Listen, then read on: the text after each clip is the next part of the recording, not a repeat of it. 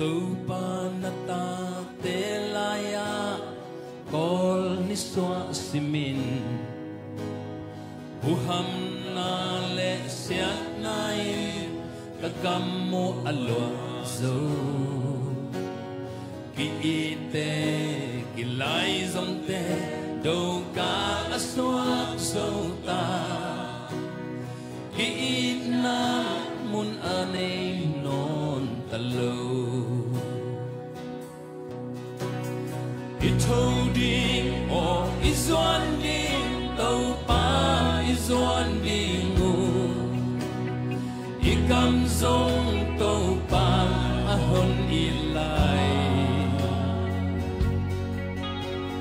Panghanga itau pa melia tu ilay Kisigin tau pa izwan ding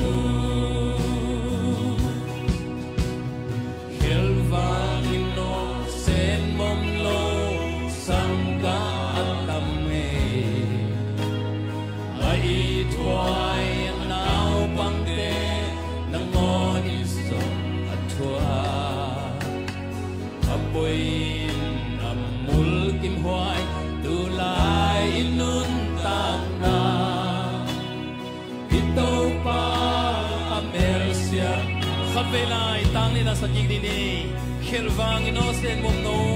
khilwang ino sen mom no sanga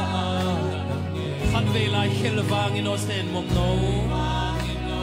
sen mom no sanga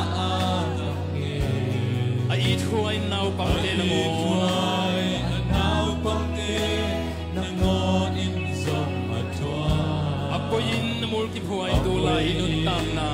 mul ki phoi tu lai nun tam na to pa mer sian na hi to pa mer sian na hi ki chori mo izwan di ki chori mo izwan di to pa izwan di ki kam zong to pa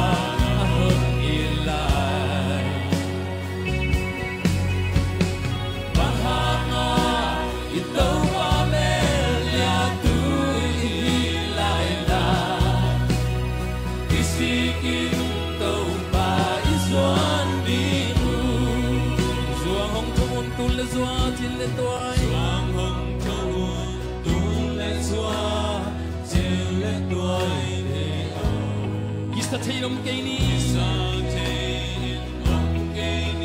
cái ngày nhà mà hôn ta Isika Isul hay le ngày đam nai tăng đi Aliama Isuan men Zuang hong chomon tu le zuan tin le toi khai về lại Zuang hong chomon tu le zuan Tuai teo, Kisate.